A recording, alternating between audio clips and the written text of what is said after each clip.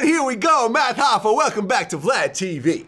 I'm here. Yeah, I did your show, about a month ago or so. Right. Now. This is how we do it. That's how we do it. Yeah, this is how I like, working with other media companies. Right. We all work together. We all share our fan bases with each other and support, everything else like that.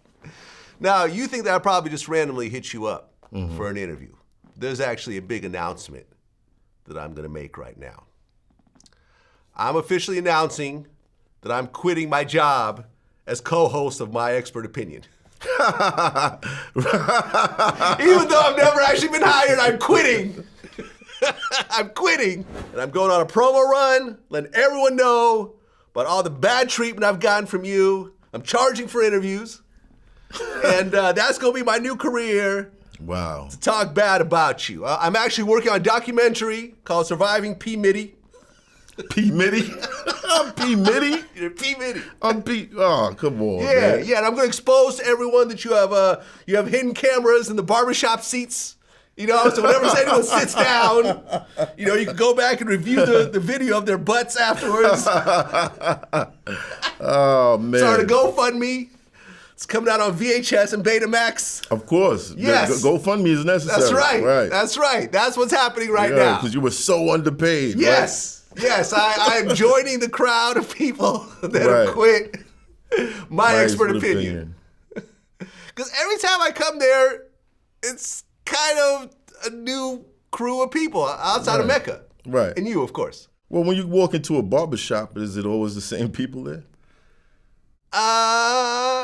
Yeah, I guess you can sort of compare it to that situation. Right. So it's but usually you see the same core group of barbers there. That's not true. Yeah, usually the same core group of barbers are there. There's some people that switch out. Right, but as far as the non-barbers, the crowd always changes, right? Yes.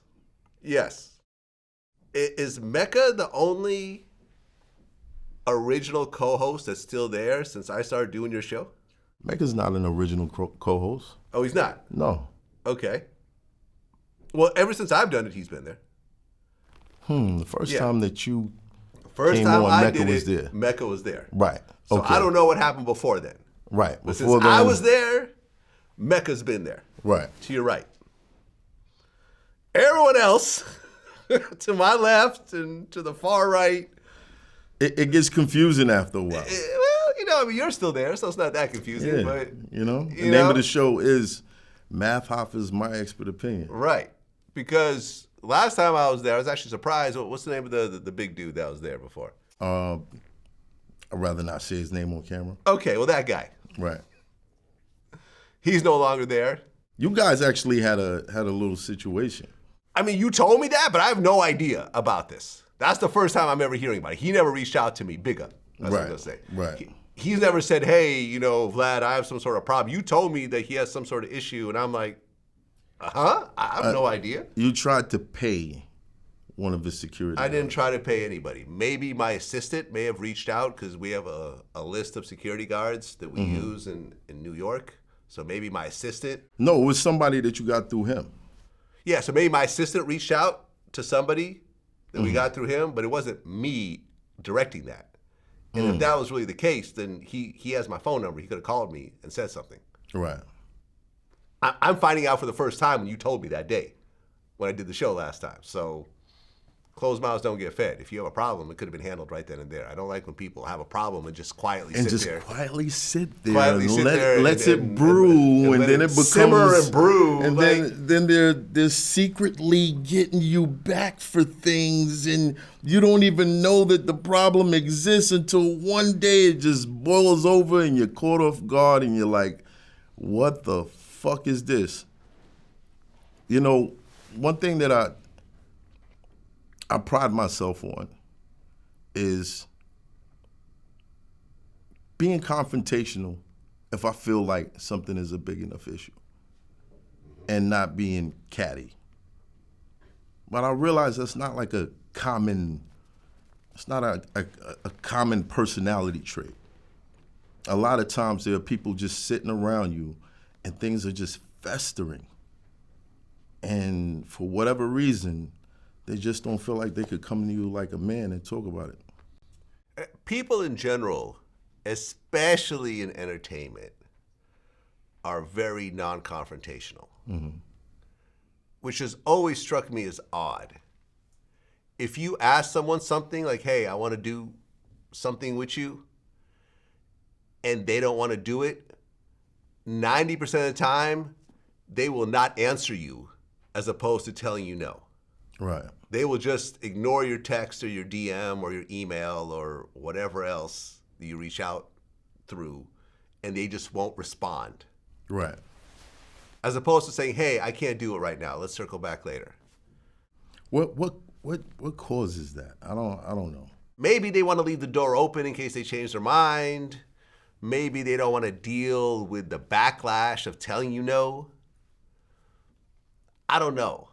I'll just tell people no.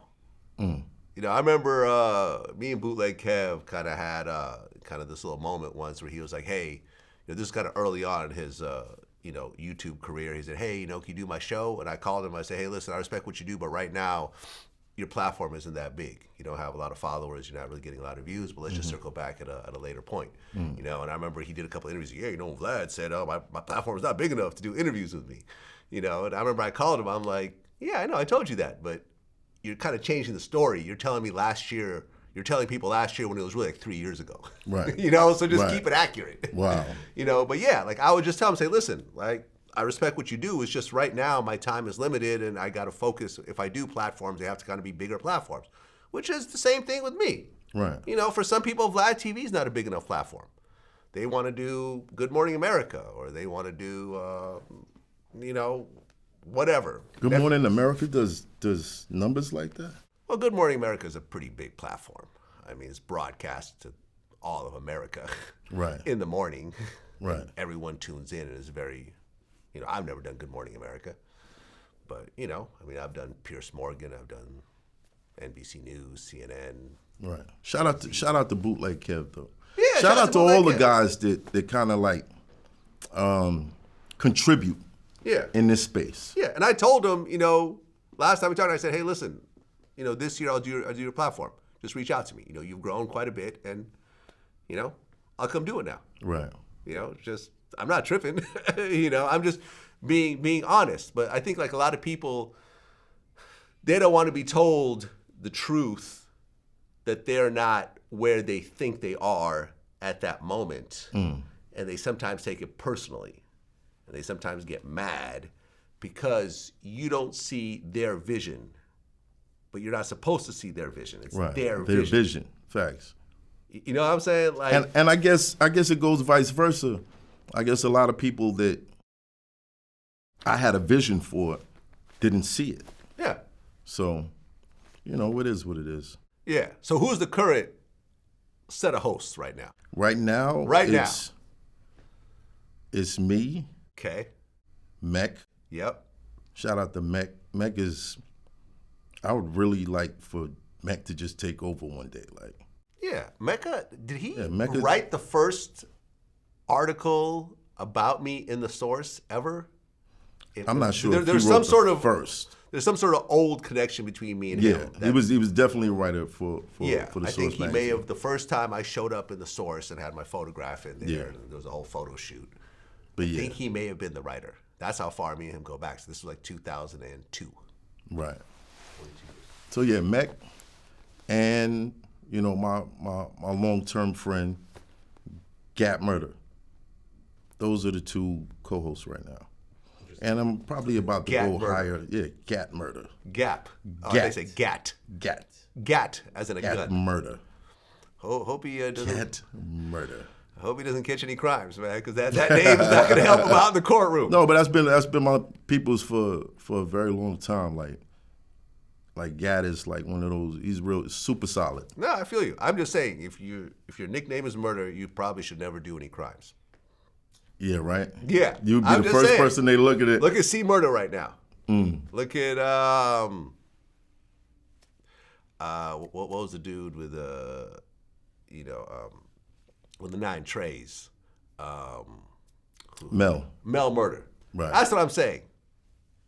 The word murder in your name. No, Gat is pretty. He's pretty much cool with everyone. Good. Like, I don't That's think the way there's it a should rapper be. in New York City who doesn't know Gap Murder. Gap murder. Okay, that's what I'm saying. You know? Keep them out of trouble. That's all I'm asking. So it's those two right now, and I'm probably about to hire about 6 more people.